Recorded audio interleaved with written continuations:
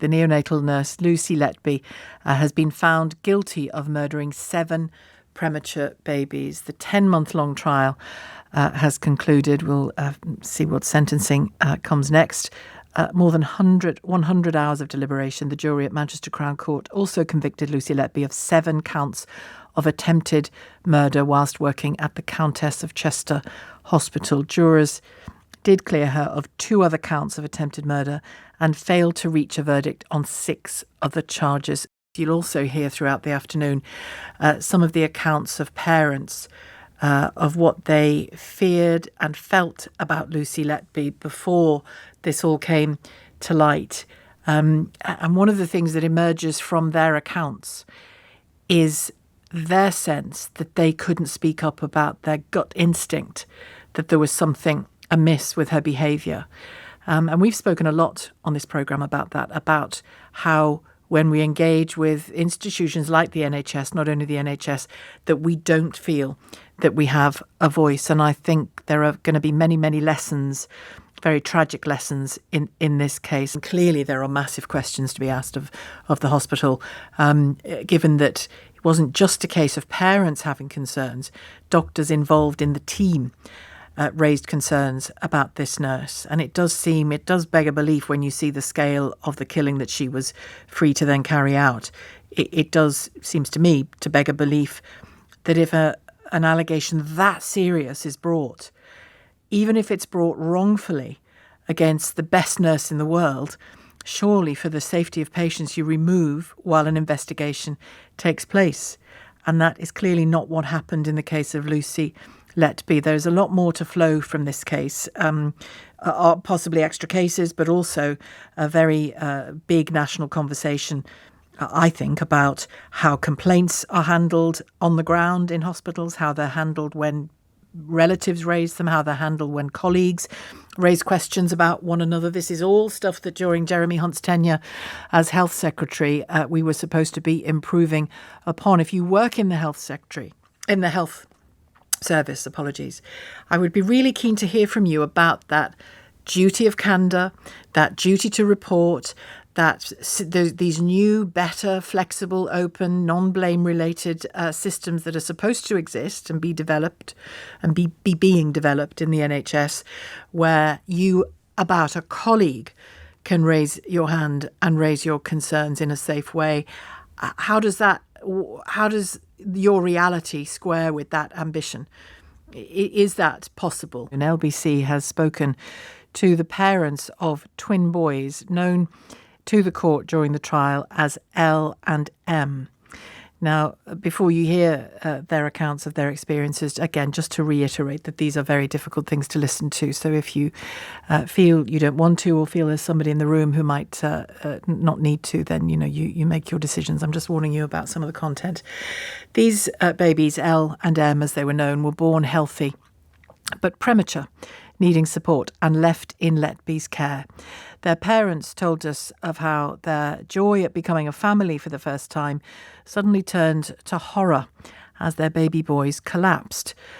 Lucy Letby had attempted to kill them by injecting insulin and air into them. One was left with permanent brain damage. Their words have been spoken by actors to protect the family's identity. A nurse is coming charging upstairs saying, "You need to come back down." And I was there first because my wife was still in bed. I was the first one into the unit at that time. And the image that I saw was just horrendous. That image I'll never forget because it's on the brain. He was just crying. And I said, "Oh my God, what happened?" And the doctor was giving compressions to baby M. One of the nurses, Mary Griffiths, said to me, I've not done anything. And Lucy was behind her. And I was just praying to God, saying, what has happened to my child? I've not done anything wrong in my life to anybody, so why do I have to suffer? I mean, it's clear that some of the questions that will be raised, not least what Tom was talking about at the very beginning there, Lucy Letby's absence at the final count of the verdicts today. She was present for some of those early announcements, but that we couldn't report on those. Will she be present on Monday when she is sentenced? I mean, she's clearly going to prison for a very long time, guilty of murdering 7 babies and attempting to murder several more babies. There's that. There's the question of how, when the alarm is raised by a member of staff or a parent, how is it handled? And it looks to have been handled appallingly badly by the Countess of Chester Hospital. Dr. Stephen Breary, who was the lead consultant in the unit. So, we have already heard, and we will hear more. You will hear more from parents who had a bad feeling about her, having been exposed to her company for a long time while they were visiting their own children in the neonatal unit. But it wasn't just, you can almost, it's wrong, it shouldn't happen, but you can almost understand a scenario or expect a scenario where a parent is ignored.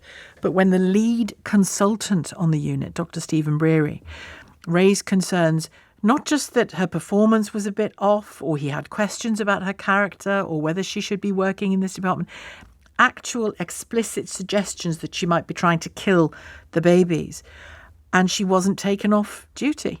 He raised it first in 2015, and in 2016 he demanded that she be taken off duty. That was after the final 2 murders. The hospital management initially refused to do that.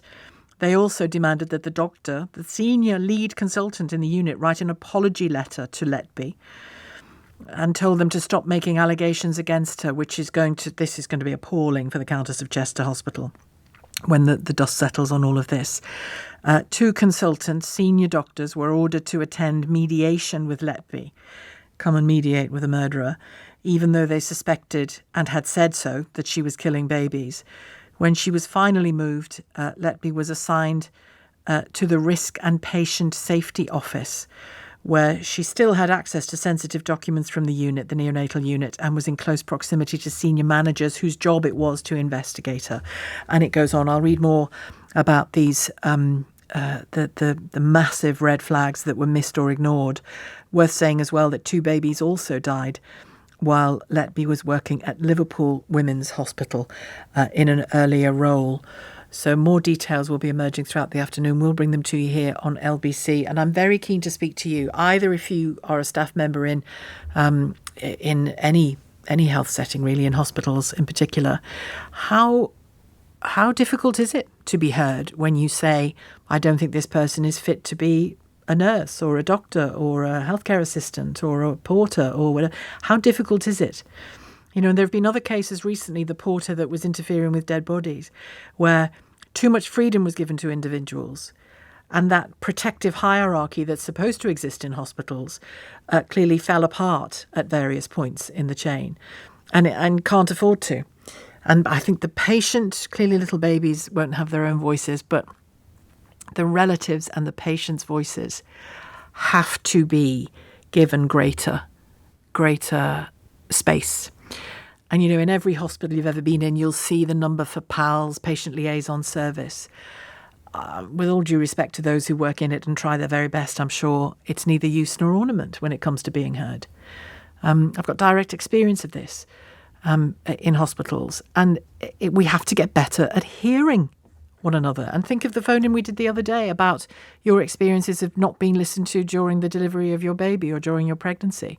It's just hormonal, which is what one set of parents in this case felt they would be told if they said, we really are uncomfortable about this nurse. But they were uncomfortable about Lucy Letby, and they were all right. Worth saying that the police have said they will continue to investigate other deaths in previous places that Lucy Letby has worked, including at the very large hospital, the Liverpool Women's Hospital. She's 33 years old, originally from Hereford. She, as you heard there, denied all the charges in our earlier report. She and the prosecution lawyers, defence lawyers, blamed the deaths on hospital hygiene and staffing levels, that the system was weak and that the hospital authorities wanted a scapegoat for it. That was disproved during the trial. She'll be sentenced on Monday morning in Manchester. And as we heard from Tom Dunn, LBC's Tom Dunn earlier on, she wasn't present today when those verdicts were delivered. Earlier on, intermittent verdicts had been delivered with reporting restrictions on them, which is why you and I haven't been hearing about them. And she was tearful when they were announced in the court. But today she wasn't present in the court, and we'll see whether, like a number of other high-profile cases we've seen recently, where the convicted person fails to turn up true coward style on their sentencing as well. We'll find out that on Monday.